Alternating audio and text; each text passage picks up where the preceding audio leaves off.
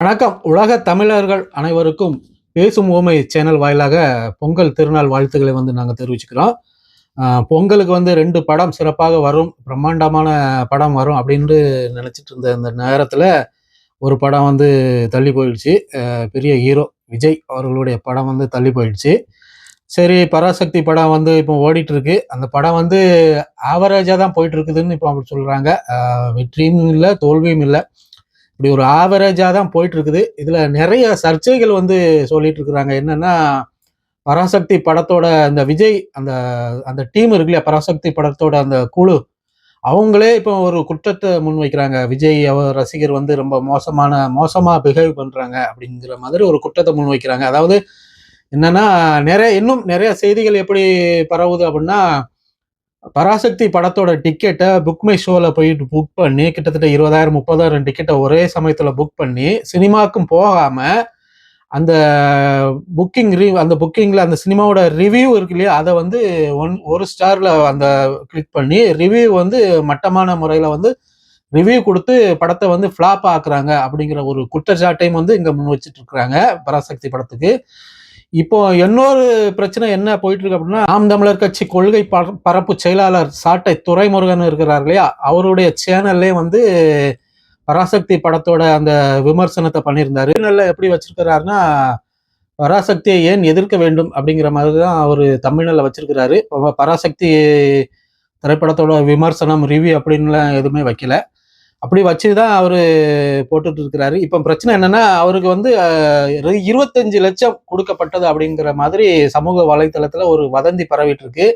அது உண்மையா பொய்யா எப்படின்னு தெரியல. படக்குழுவினர் ஒரு 25 லட்சம் ரூபாய் கொடுத்து நீங்க பாசிட்டிவ் ரிவ்யூ சொல்லுங்க அப்படின்னு சொல்லி சாட்டை துரைமுருகன் அவர்களுக்கு கொடுக்கப்பட்டதாட்டு ஒரு செய்திகள் இப்ப பரவிட்டு இருக்குது. அது சம்பந்தமாட்டு சாட்டை துரைமுருகன் அவர்களை இன்னைக்கு வீடியோவே போட்டிருக்கிறாரு. அவர் சேனல்லே வீடியோ போட்டிருக்கிறாரு. என்னன்னா, இல்ல அப்படி கிடையாது, எனக்கு யாருமே காசு தரல, அப்படி எனக்கு காசு தந்தாங்கன்னு சொல்றாங்க இல்லையா, அவங்ககிட்ட போயிட்டு நீங்க கேளுங்க.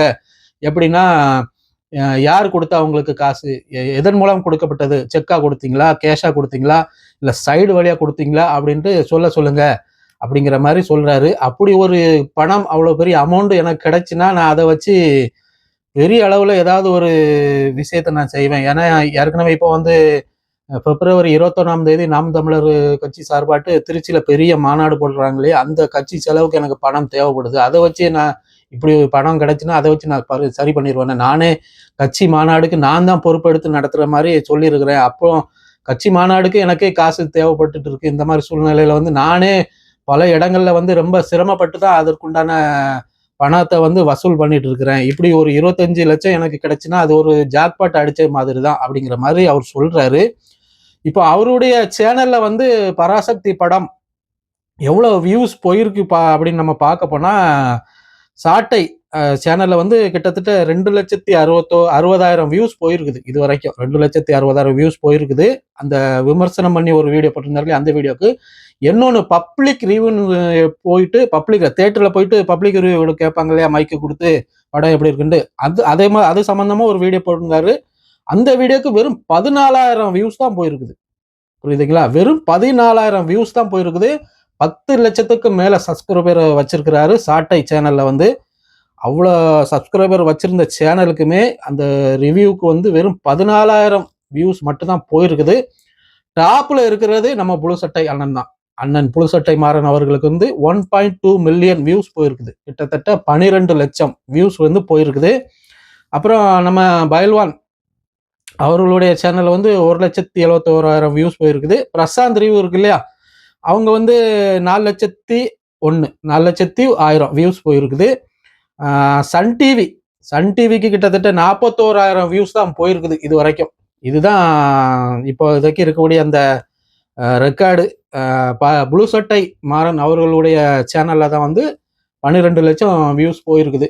அப்போ சாட்டை துரைமுருகன் அவர்களுக்கு படக்குழுவினர் சார்பில் அந்த 25 லட்சம் கொடுத்துருப்பாங்களா அப்படின்னு நம்ம பார்க்க போனா அது வாய்ப்பு இல்லை அப்படின்னு தான் நம்ம சொல்ல முடியும். ஏன்னா இந்த 1.5 லட்சம் 12 லட்சம் வியூஸ் இதே சாட்டை துரைமுருகன் அவர்களுடைய சேனல்ல போயிருந்ததுன்னா அதுக்கு வாய்ப்பு இருக்கு. ஏன்னா அந்த அளவுக்கு வியூஸ் போல 2 லட்சம் வியூஸ் 2.5 லட்சம் வியூஸ் தான் போயிருக்குது.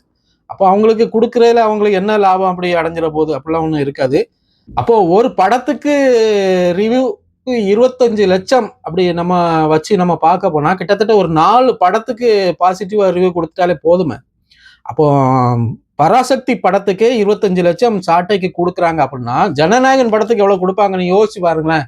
ஜனநாயகன் படம் எவ்வளவு பெரிய பட்ஜெட், கிட்டத்தட்ட 500 கோடி ரூபாய் மதிப்புள்ள பட்ஜெட் ஜனநாயகன் படம் அப்படி எடுத்திருக்காங்க. அப்போ ஜனநாயகன் படம் இவருக்கு வந்து இவ்வளவு வியூஸ் போகுது, இவ்வளவு காசு கொடுத்து இவங்க செய்துட்டு இருக்காங்க அப்படின்னாக்கி அந்த குரூப் வந்து சாட்டைக்கு வந்து ஜனநாயகன் படத்துக்கு பாசிட்டிவா ரிவ்யூ கொடுங்க அப்படின்ட்டு சொல்ல மாட்டாங்களா?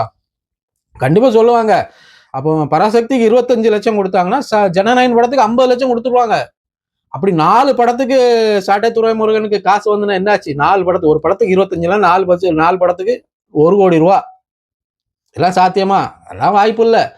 அப்படிலாம் கொடுக்க மாட்டாங்க. அந்த அளவுக்கு ஒன்றும் பெருசா வந்து இப்போ ரீச் ஆகலை அவருடைய சேனல். அப்படியே கொடுத்துருந்தா கூட அந்த சேனலை நான் சொல்ல மாட்டேன், சினிமா விமர்சனம் சில படங்களுக்கு வந்து நிறைய வந்திருக்குது. ஆனால் பராசக்தி படத்துக்கு ரொம்ப கம்மியாக தான் வந்திருக்கு. 2.5 லட்சம் வியூஸ் தான் வந்திருக்குது. அவர் சாதாரணமாக போடக்கூடிய வீடியோக்களை வந்து 1 மில்லியனை தாண்டி போயிட்டு இருக்குது. கிட்டத்தட்ட சீமான் அவர்கள் வந்து அவர்களை பற்றி மேடையில் பேசிப்பாங்களே அந்த வீடியோ எடுத்து போடுவார். தமிழர்களை பற்றி எடுத்து போடுவார். திமுக ஏதாவது தப்பு பண்ணியிருந்தா அவங்க அந்த பற்றி விமர்சனம் பண்ணி போடுவார். அந்த மாதிரி வீடியோக்கள் வந்து தந்தி டிவியில் வந்து அவர் பட்டை கிளைப்பருப்பார் இல்லையா, அந்த மாதிரி அவருடைய அந்த போர்ஷனை மட்டும் எடுத்து போடுவாப்ல. அந்த மாதிரி வீடியோக்கள் வந்து 1 மில்லியனை தாண்டி போயிருக்குது. அப்போ இந்த படத்துக்கு பராசக்திக்கு படத்துக்கு கொடுத்த ரிவ்யூ வந்து 2.5 லட்சம் வியூஸ் தான் போயிருக்குது. அப்போ 25 லட்ச ரூபா அவருக்கு கிடைச்சிருக்க வாய்ப்பு இல்லை, நம்ம அப்படிதான் சொல்ல முடியும். இப்போ பராசக்தி படம் எப்படின்னா தமிழ் மொழிக்காக எடுத்த படம் அப்படிங்கிற மாதிரி தான் சொல்றாங்க. அது கடைசியிலேயே தமிழ் தான் வாழணும், தமிழ் தான் எங்கள் உயிர் மூச்சு அப்படிங்கிற மாதிரி தான் அந்த தமிழ் வாழ்க அப்படின்னு சொல்லி தான் அந்த படத்தை முடிக்கிறாங்க. படத்துல வந்து என்ன சொல்றாங்க, நிறைய பேர் திமுக காரங்க படம், திமுக படம் அப்படின்னு சொல்றாங்க. ஆனா ஒரு குழப்பமாவே இருக்குது. ஏன்னா அந்த குரூப் வந்து அந்த டீம் வந்து இப்போ அங்க டெல்லிக்கு போயிருக்கிறாங்க பொங்கல் கொண்டாடுறதுக்கு. ஐயா பாரத பிரதமர் மோடி ஐயா அவர்களுடைய தலைமையில வந்து எல் முருகன் அவர்களுடைய வீட்டுல வச்சு பொங்கல் கொண்டாடுறதுக்கு அந்த டீமே போயிருக்கிறாங்க. அப்போ இது எப்படி நம்ம பார்க்க முடியும்? திமுக காரங்க எடுத்து விட்ட படம் பராசக்தி அப்படின்னா இவங்க ஏன் அங்க போறாங்க? அப்போ திமுகவும் பிஜேபியும் ஒன்னா அப்படின்னு நம்ம அந்த விதத்திலையும் பார்க்க வேண்டியது இருக்கு. அதெல்லாம் எப்படி நம்ம சொல்ல முடியல. ஏன்னா ஒரு குழப்பமான சூழ்நிலையில தான் அந்த பராசக்தி படமே இருந்துட்டு இருக்குது. எப்படி திமுக காரங்க படமா, பிஜேபி காரங்க படமா, நாம் தமிழர் கட்சிக்காரங்க படமா, இந்த மூணு பேருமே ஒரு குழப்படியே தான் அடிச்சுட்டு இருக்கு. ஏன்னா அவர்கள் வந்து ஒவ்வொரு மேடையிலுமே அவர் தோன்றும் போது அவருடைய கையை வந்து இப்படிதான் வச்சுட்டு வருவார். அப்படிதானா? இப்படிதான் வச்சுட்டு வருவார். இதுதான் அவருடைய லோகோ, ஒரு அடையாளம் அப்படிங்கிற மாதிரி வெற்றிக்குறி. இந்த கையை இப்படிதான் வச்சுட்டு வருவார் எல்லா மேடையிலுமே. அதே மாதிரிதான் சிவகார்த்திகேயன் அவர்களை வந்து இந்த பராசக்தி படத்துல முழுக்க ஃபுல்லாவே எல்லா சீன்கள்லயுமே அவரு வந்து நிறைய சீன்கள்ல இப்படிதான் கையை தான் கடைசியில இப்படிதான் வச்சுட்டு வருவாரு. படம் முடியும் போது தமிழ் வாழ்கன்னு சொல்லி சீமான் அவர்கள் எப்படி கையை வைப்பாரோ சேம் ஒரு சின்ன மாற்றம் கூட இருக்காது. இப்படிதான் கையை வச்சிருப்பாரு, படத்துல ஃபுல்லா முடிக்கிறாரு. அப்போ இது வந்து சீமான் அவர்களுக்கு ஆதரவான படமா அப்படின்னு நம்ம பார்க்க முடியாது. ஏன்னா நிறைய குழப்படிகள் இருக்குது. காங்கிரஸை வந்து ரொம்ப தாக்கி தான் எடுத்திருக்கிறாங்க பராசக்தி படத்துல. இப்போ ஒரு கட்டத்துல வந்து காங்கிரஸும் திமுகவும் ரொம்ப கூட்டாதான் இருந்திருக்கிறாங்க. அதையும் வந்து நம்ம பார்க்க வேண்டியது இருக்கு. இப்போ வந்து பராசக்தி படம் அங்க பொங்கல் வைக்க அங்க போயிருக்கிறாங்க. பாரத பிரதமர் மதிப்புக்குரிய மோடி ஐயா அவர்களுடைய தலைமையில வந்து பொங்கல் வச்சிருக்கிறாங்க. ஐயா மோடி அவர்கள் வந்து தமிழ்ல வணக்கம், பொங்காலா, நல்ல வாழ்த்துக்களா அப்படின்னு சொல்லியிருக்காப்புல. அது ஒரு நல்லா தான் இருக்குது அவர் சொல்றது. சரி, இப்போ நீங்க தமிழ்ல, அதாவது படம் முழுக்கவே தமிழ் வாழணும், தமிழ் தான் எங்கள் உயிர் மூச்சு, தமிழ் வாழ்க அப்படின்னு சொல்லிட்டு நீங்க கடைசியில அங்க இந்திக்காரங்க வீட்டுல போயிட்டு பொங்கல் வச்சிருக்கீங்களே அப்படின்னு நம்ம கேட்க போனா அவங்க சொல்லுவாங்க, நாங்க வந்து இந்திக்காரங்களுக்கு எதிரானவங்க இல்ல, இந்தி திணிப்புக்கு தான் எதிரானவங்க அப்படின்னு சொல்லுவாங்க. அதை வந்து நம்ம பேச முடியாது. சரி, நம்ம இந்தியா அப்படிங்கிற ஒரு நாட்டில் இருக்கோம். பல மாநிலங்களின் ஒன்றிணைப்பு தான் இந்தியா. அதனால எல்லா மொழிக்காரங்களுக்கும் நம்மளுக்கு தேவை. அவங்க தெலுங்கு பேசுறவங்க அவங்க கூட நம்ம சேரக்கூடாது, இவங்க ஹிந்தி பேசுறவங்க அவங்களோட சேரக்கூடாது, இவங்க மலையாளம் பேசுறவங்க அவங்களோட சேரக்கூடாது அப்படின்னு கிடையாது. எல்லாரும் நமக்கு எல்லா விதத்திலையும் ஏதாவது ஒரு விதத்துல வந்து தேவைப்படுவாங்க, ஏதாவது ஒரு விதத்துல உதவி செய்வாங்க.